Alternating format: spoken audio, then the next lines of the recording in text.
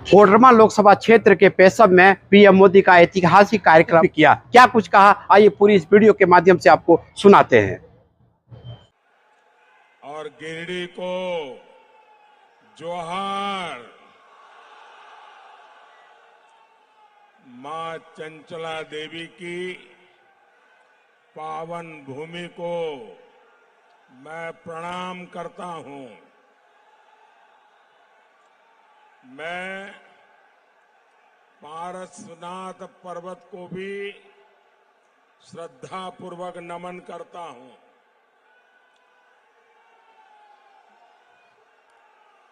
हम बचपन से एक नाम हमेशा सुनते आए। जब रेडियो का जमाना था, झुमरी तलैया। झुमरी तलैया का नाम पूरा हिंदुस्तान जानता है। मैं तो देशवासियों को कहूंगा कि आपने जितना झुमरी तलैया का नाम सुना है, उससे भी अधिक हमारा झुमरी तलैया सुंदर है। बेटे, आप बैठे आओ। थक जाओगे बेटा, थक जाओगे। भाई, कोई इस बच्चे ने एक तस्वीर बना के लाया है, जरा एसपीजी के लोग ले लेना।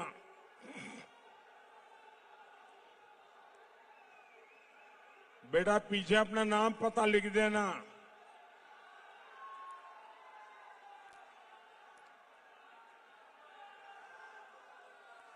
भारत माता की,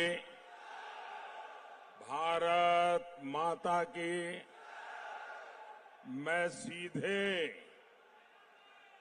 काशी से आपके बीच आ रहा हूं। मुझे आने में विलंब हुआ, इसलिए आप सब मुझे क्षमा करें। और मुझे बताया गया कि आप में से बहुत लोग सुबह 8:30 बजे आके बैठ गए थे।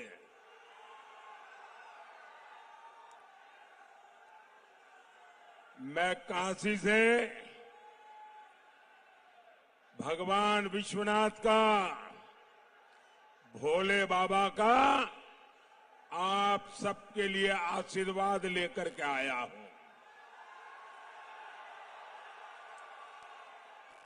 मैं आज काशी में अपना नामांकन दाखिल करने के बाद ये मेरी पहली जनसभा है। और मैं देख रहा हूं कि काशी हो या कोडरमा या फिर एक बार, फिर एक बार, फिर एक बार। साथियों, जितने लोग यहां दिखते हैं ना, उससे डबल लोग बाहर हैं। ये आपका प्यार, ये आपके आशीर्वाद, ये आपका उमंग, मैं आपको शत शत नमन करता हूं। साथियों, काशी के लिए मैं पीएम नहीं, एमपी हूं। कोडरमा और गिरिडीह वालों को भी यही समझकर वोट डालना है। मोदी ही आपका एमपी है, मोदी ही आपका पीएम है।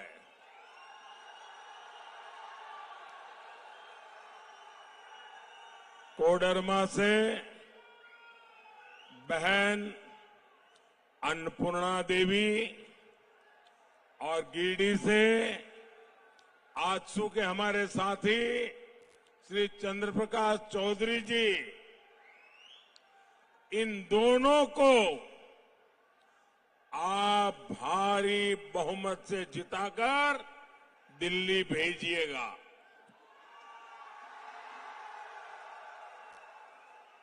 आपका एक एक वोट देश में तीसरी बार मोदी की मजबूत सरकार बनाएगा। इनके अलावा आपको दिलीप कुमार वर्मा जी को, जो गांडे विधानसभा से चुनाव लड़ रहे हैं, उनको भी जिताना है। साथियों, जब एक मजबूत सरकार होती है तो वो सबसे पहले देश का हित देखती है, देश के लोगों का हित देखती है। लेकिन जब देश में कांग्रेस जैसी कमजोर सरकार होती है तो वो देश को भी कमजोर कर देती है।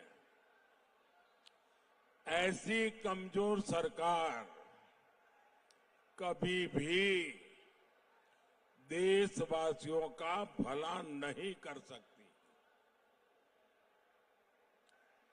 कोडरमा और इस क्षेत्र के लोगों को इन्होंने दशकों तक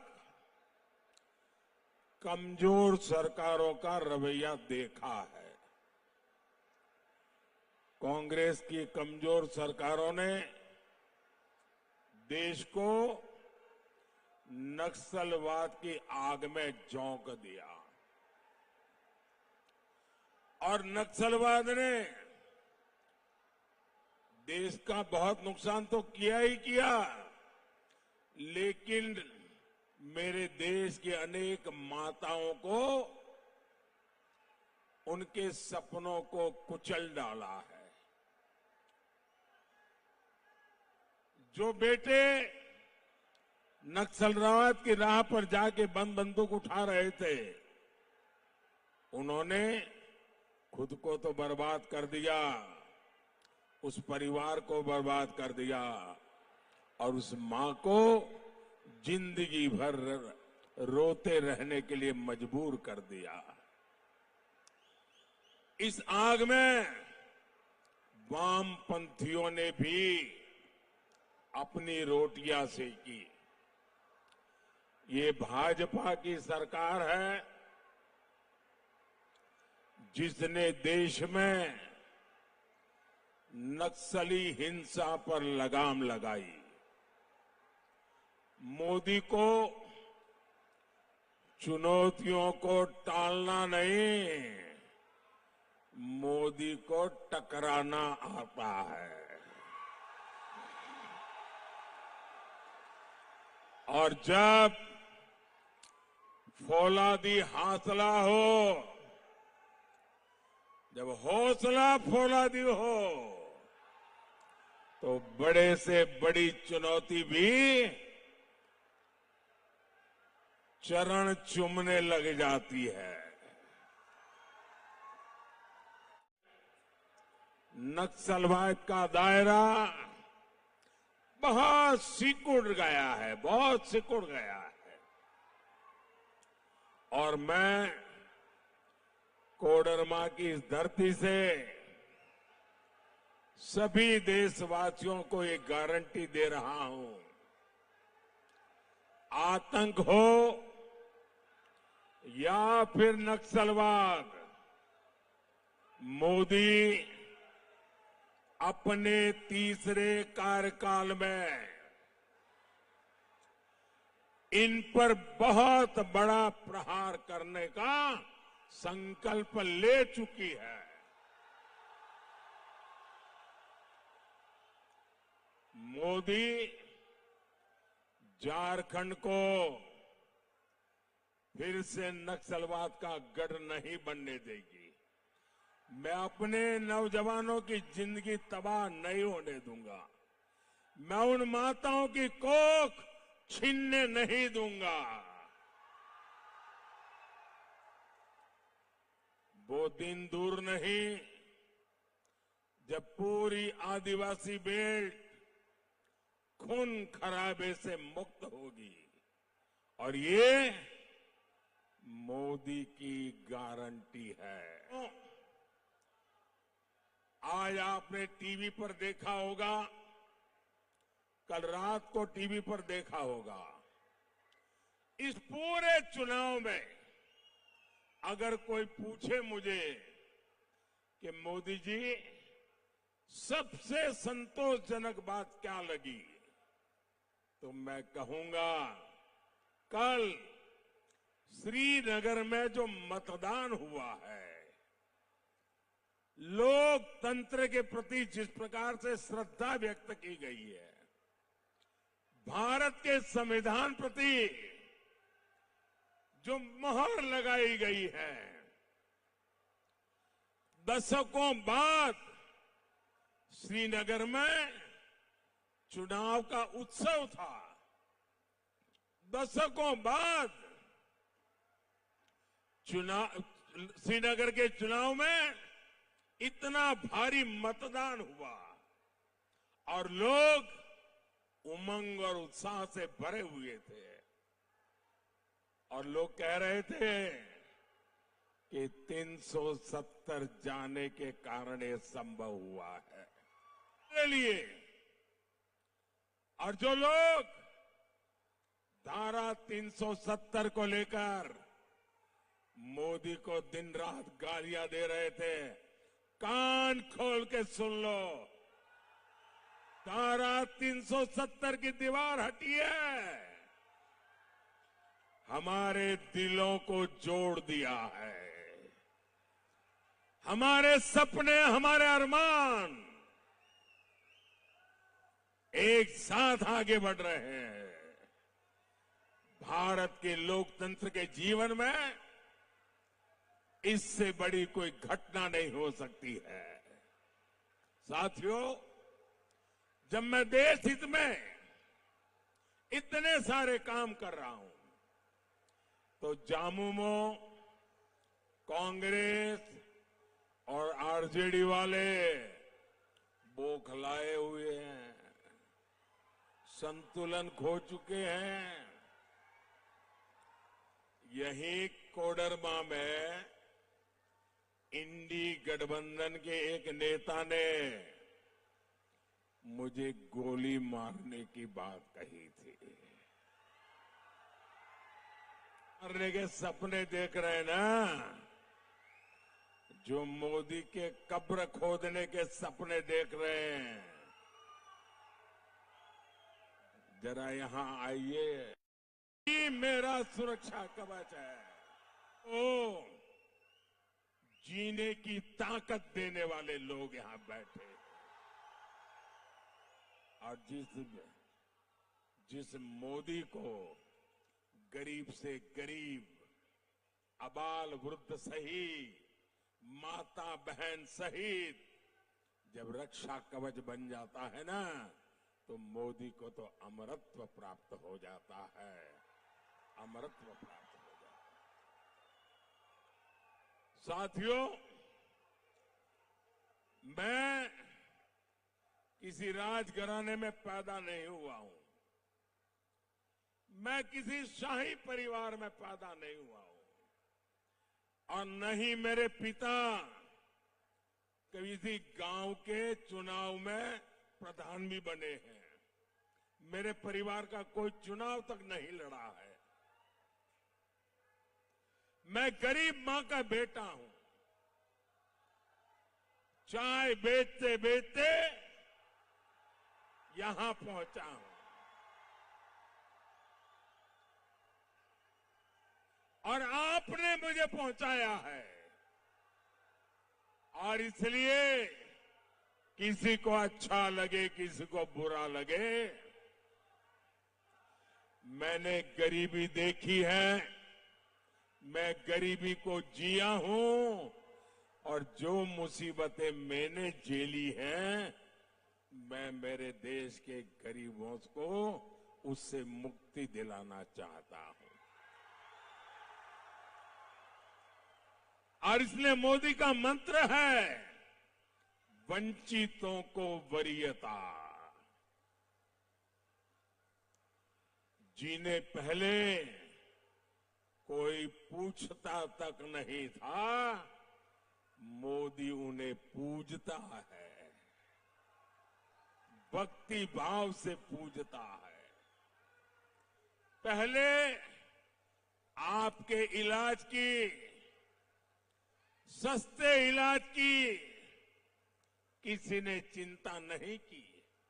हमारे परिवारों में तो अगर कोई मां बीमार हो जाती है, कितनी ही पीड़ा क्यों न हो, वो कभी घर में किसी को बताती नहीं है। वो दर्द सहती है, पीड़ा सहती है। एक मिनट भैया प्लीज मुझे बोलने दीजिए।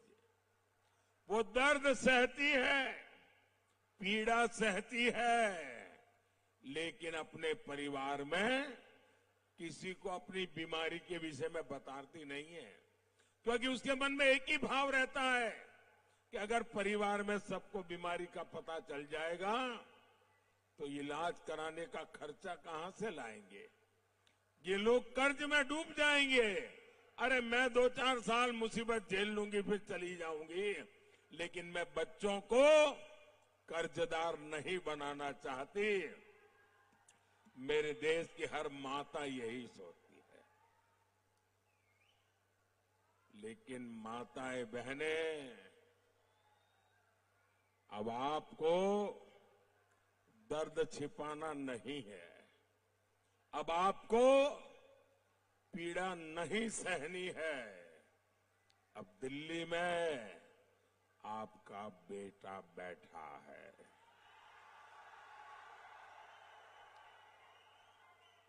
अब आपके इलाज की चिंता ये आपका बेटा करेगा।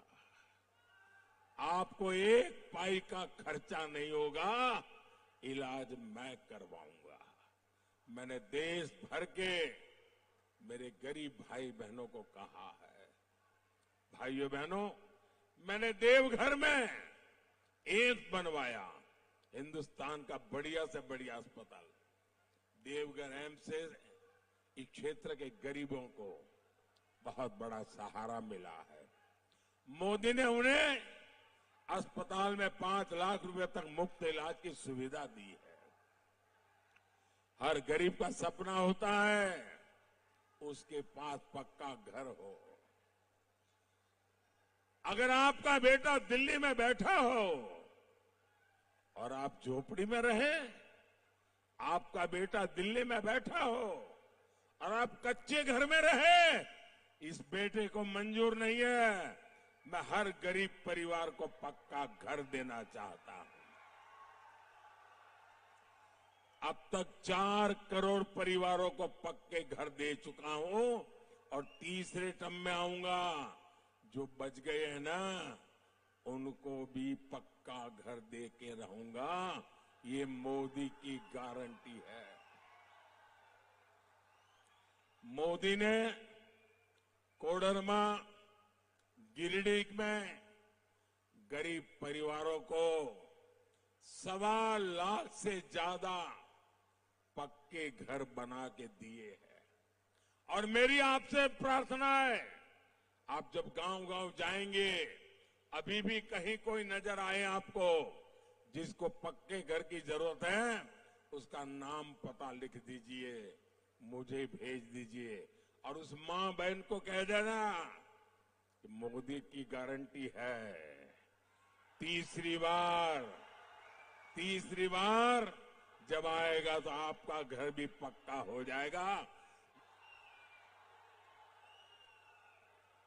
7-8 साल पहले तक यहां करीब 2 लाख घर ऐसे थे जहां बिजली नहीं थी। मोदी ने अब उनके जीवन से अंधेरा दूर किया है, उनका घर रोशन किया है। मुफ्त राशन की योजना से भी यहां लाखों परिवारों को फायदा पहुंच रहा है। आज इतने साल हो गए, 80 करोड़ लोगों को मुफ्त में राशन मिल रहा है। मेरे पहले सोनिया बहन की एक रिमोट वाली सरकार चलती थी 10 साल पहले। उस समय के प्रधानमंत्री को पूछा गया कि आपके पास अनाज बिक रहा है, सड़ रहा है, आप गरीबों को क्यों नहीं देते? उन्होंने कहा मैं गरीबों को इतना दे नहीं सकता हूं, हमारे पास इतना नहीं है।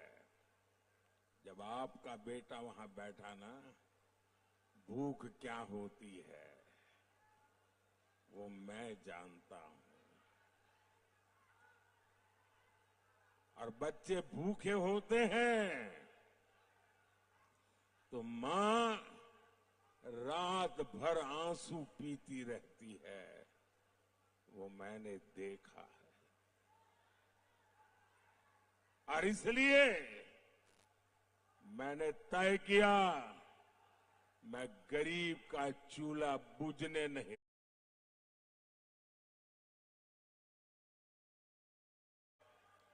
भूखे सोने नहीं दूंगा।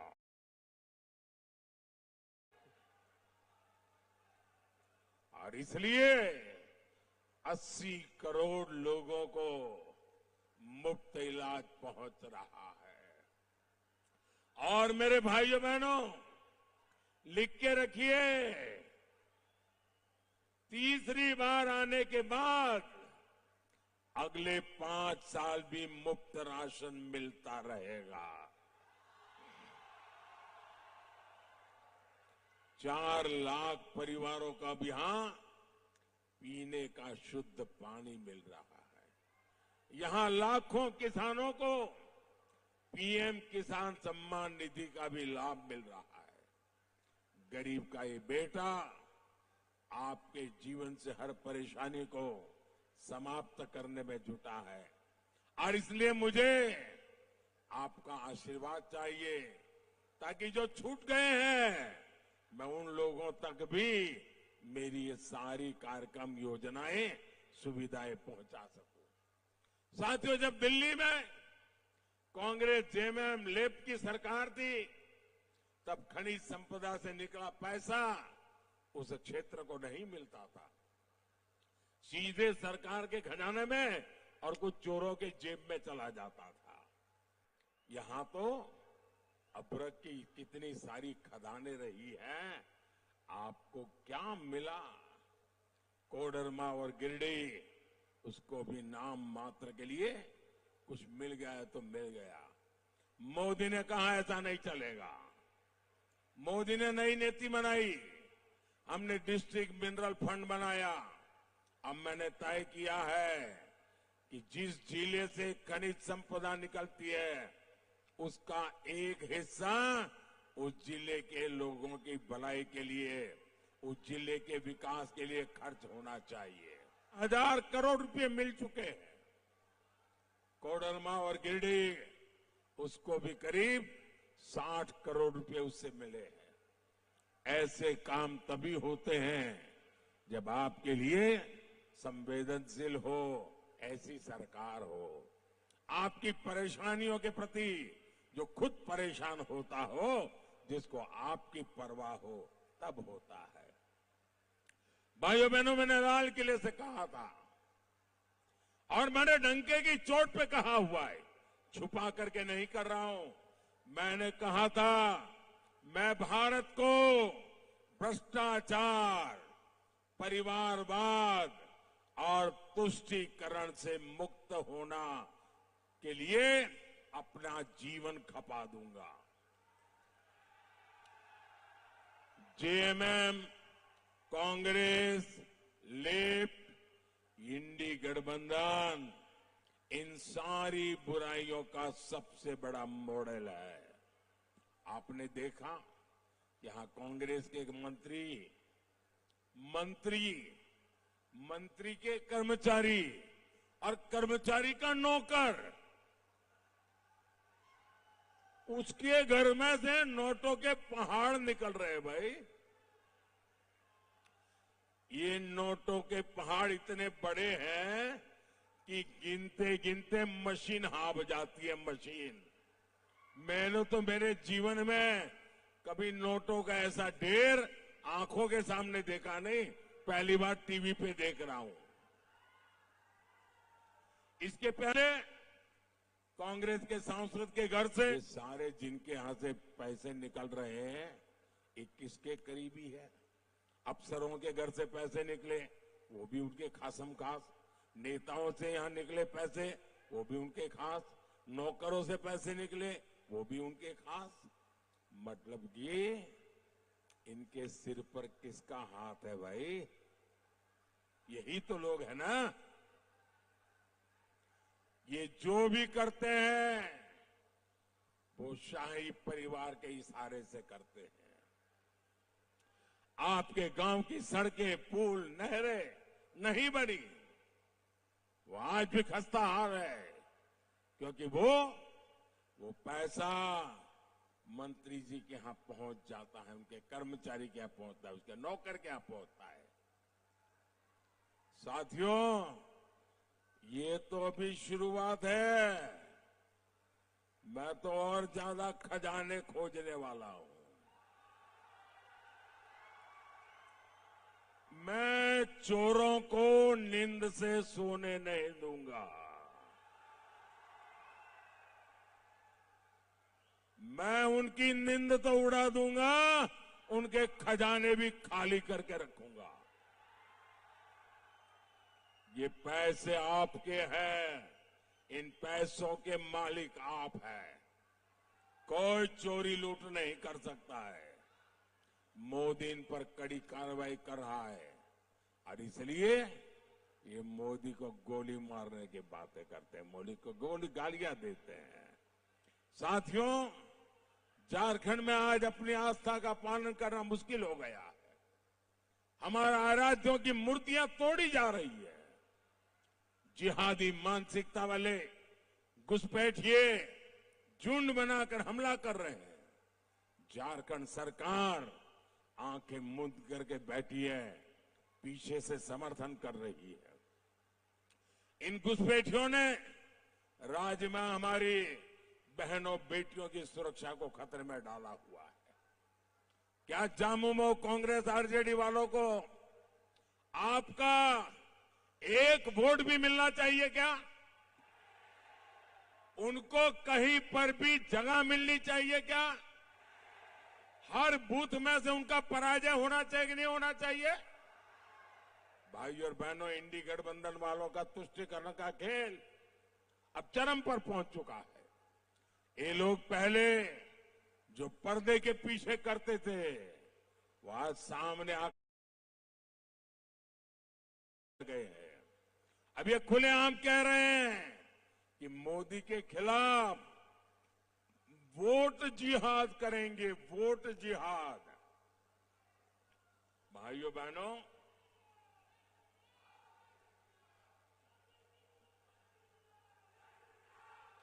साथियों, 500 साल के बाद 500 साल के बाद अयोध्या में हमारे राम जी भव्य मंदिर में विराजमान हुए।